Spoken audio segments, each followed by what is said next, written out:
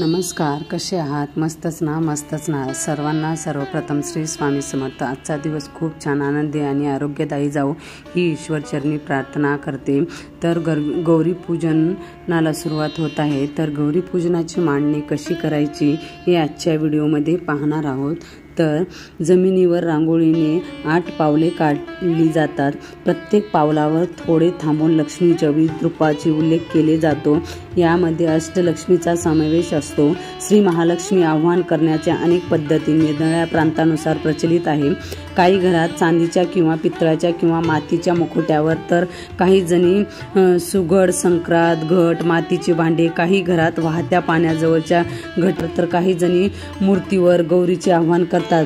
काही प्रांतात गौरी म्हणजे शंकराची पत्नी मानून पूजा करण्यात येते, तर काही ठिकाणी गौरीच्या वनस्पतीची रोपटी पूजेसाठी वापरतात. ज्येष्ठ गौरी म्हणजे माहेरी आलेले. माहेर वाशिनीचं या दिवशी सासूर वाशिनीची आपल्या माहेरी विशेष मान असतो. गौरी दिवशी घरी विशिष्ट प्रकारचे अन्न शिजवण्याची प्रथा आहे. त्यात प्रामुख्याने भाजी, भाकरी, ज्वारीच्या कणक्या समावेश होतात. दुसऱ्या दिवशी पुरणपोळीचा नैवेद्य आणि संध्याकाळी हळदी कुंकवाचा कार्यक्रम असतो. तिसऱ्या दिवशी गौरीचे विसर्जन असतात.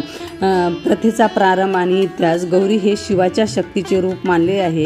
अपरिजाती पृच्छ या ग्रंथाने द्वत गौरीचे उल्लेख येतो. अग्निपुराणामध्ये गौरी मूर्तीचे सामूहिक पूजन केले जाते असे सांगितले आहे. श्री महालक्ष्मीचे जे मुखवटे त्यांच्या मुलासह सर्वप्रथम सिंहदार, प्रवेशद्वार, तनु अंगणातील तुळशी, वृंदावन जवळ ठेवले जातात. तिथून त्यांना वाजत गाजत घरात आणलं जातं. देवघरात देवापुढे ठेवून त्यांचे नैवेद्य दाखवून जातात. त्यानंतर त्यांना स्टँडवर किंवा मडक्याचे उतरंड रचून उभे केले जातात. श्री महालक्ष्मीचे मुकुट हे प्रामुख्याने प्लास्टर ऑफ पॅरिसच्या पाहायला मिळतात. त्याचबरोबर काही ठिकाणी पितळाचे असतात, तर काही ठिकाणी कणकेचे देखील बनवलेले असतात. श्री महालक्ष्मींना साडी नेसवली जाते. त्यांच्याबरोबर त्यांना दागदागिने चढवले जातात. श्री महालक्ष्मी ज्या मखरात उभ्या केला जातो तो समजवल्या जातात. तो सजवून श्री महालक्ष्मीच्या पुढे त्यांचा संसार मांडला जातो. शिवाय त्यांच्यामुळे अनेक धान्याची राशी मांडलेल्या असतात. आपल्या घराण्याच्या प्रथेनुसार कोणीकडे सकाळ, दुपार किंवा संध्याकाळी किंवा रात्री महापूजा करतात. यात त्यांना पान फुलाचा आरस करतात. शेवंतीची वेणी माळतात. हार, चाफ्याचे फुले, केवड्याचे पान वाहतात. नैवेद्याच्या 16 भाज्या, 16 कोथिंबिरी, 16 चटण्या, 16 पकवाने तसेच फराळाचे पदार्थ करतात. पुरणाची 16 दिव्याची आरती करतात. संध्याकाळी हळदी कुंकवाचा मोठा समारंभ केला जातो. तिसऱ्या दिवशी नैवेद्य दाखवून तिची पाठवणी करतात. अशा प्रकारे ही माहेरवाशिनी येते, राहते आणि डोळ्यात पाणी आठवून म्हणून ठेवते, पण परत येण्याचे वचन मात्र देऊन जाते. तर मी गौराईची एक तुम्हाला कहाणी सांगते. 8 पाट नगर होते. तिथे एक गरीब ब्राह्मण राहत होता. पुढे एक दिवशी काय झालं, भाद्रपद महिना आला. घरोघर लोकांनी श्री महालक्ष्मी आणले. रस्ती बायका दृष्टीस पडू लागल्या. घंटा वाजू लागला. हे त्या ब्राह्मणाच्या मुलांनी पाहिलं. मूल घरी आलं. आईंना सांगितलं, आई आपल्या घरी श्री महालक्ष्मी आण. आई म्हणाली, बाळांनो, श्री महालक्ष्मी आणून काय करू? तिची पूजा अर्चा केली पाहिजे, घावन घंटल्याचा नैवेद्य दाखवला पाहिजे आणि आपल्या घरात तर काही नाही. तुम्ही तुमच्या वडिलाजवळ जा, बाजारातलं सामान आणायला सांगा. सामान आणलं म्हणजे श्री महालक्ष्मी आणीन. मूल तिथून उठले, वडिलांकडे आले. बाबा बाजारात या, घावन घाटल्याचा सामान आणा म्हणजे आई श्री लक्ष्मी आणेल. वडिलांनी घरात चौकशी केली. मुलांचा नाद ऐकला. मनात फार दुःखी झाला. सोन्यासारखी मुले आहेत, पण त्यांचे हट्ट पुरविता येत नाही. गरिबापुढे उपाय नाही. मागायला जावं तर मिळत नाही. त्यापेक्षा मरण बरं म्हणून उठला. देवाचा धाव केला. तळ्याच्या पाळी गेला. जीव द्यावा म्हणून निश्चय केला. अर्ध्या वाट्यावर गेल्या. तितक्या संध्याकाळी झाली. जवळच एक म्हातारी सवाशीण भेटली. तिनं त्याची चाहूल ऐकली. कोण म्हणून विचारलं. ब्राह्मण हकीकत सांगितलं.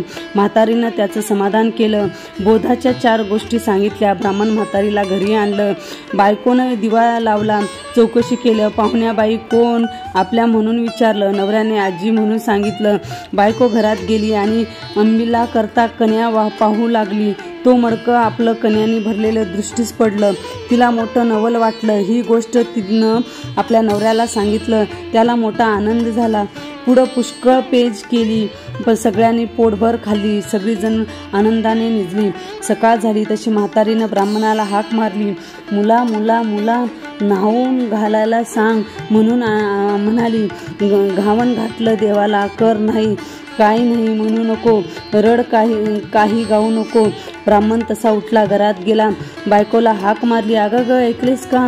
आजीबाईला न्हावून घाल असं सांगितलं. आपण उठून भिक्षेला गेला. भिक्षा पुष्कळ मिळाली. सपाटून गुळ मिळाला. मग सगळं सामान आणलं. ब्राह्मण आनंद झाला. बायकोनं सर्व स्वयंपाक केला आणि मुलाबाळांसुद्धा पोटभर जेवली. म्हातारीनं ब्राह्मणाला हाक मारली. उद्या जेवायला खीर कर म्हणून सांगितलं. ब्राह्मण म्हणाला, आजी आजी दूध कुठून आणू? तशी म्हातारी म्हणाली, तू काही काळजी करू नको.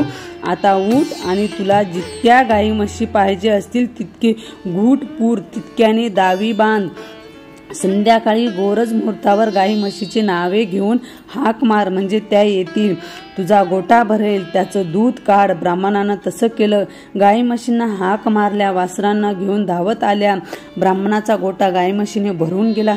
ब्राह्मणाने त्याचं दूध काढलं. दुसऱ्या दिवशी खीर केली.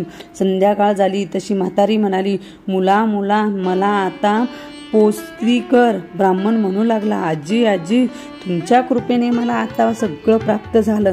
आता तुम्हाला पोस्ती कसे करू? तुम्ही गेलात म्हणजे हे सर्व नाहीसे होईल. म्हातारी म्हणाली, तू काही घाबरू नको. माझा आशीर्वाद तुला कमी पडणार नाही. ज्येष्ठ लक्ष्मी म्हणतात तीच मीच, मला आज पोस्ती कर. ब्राह्मण म्हणाला, हे दिलेले असंच वाढव, असं काही उपाय सांग.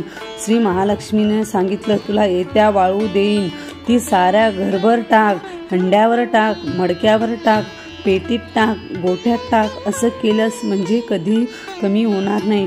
ब्राह्मणास बरं वाटलं. तिची पूजा केली. महालक्ष्मी आपली प्रसन्न झाली. तिने आपला व्रत सांगितले. भाद्रपद महिन्याच्या तळ्याच्या पाळी जा. 2 खडे घरी आणावे.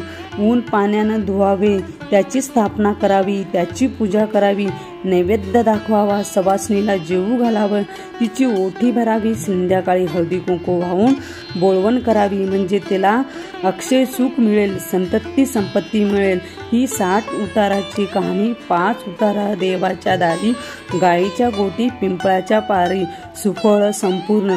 तर आजची पूजेची मांडणी आणि गौराई महालक्ष्मीची कहाणी कशी वाटली हे कमेंटमध्ये नक्की सांगा. सर्वांना परत एकदा श्री स्वामी समर्थ.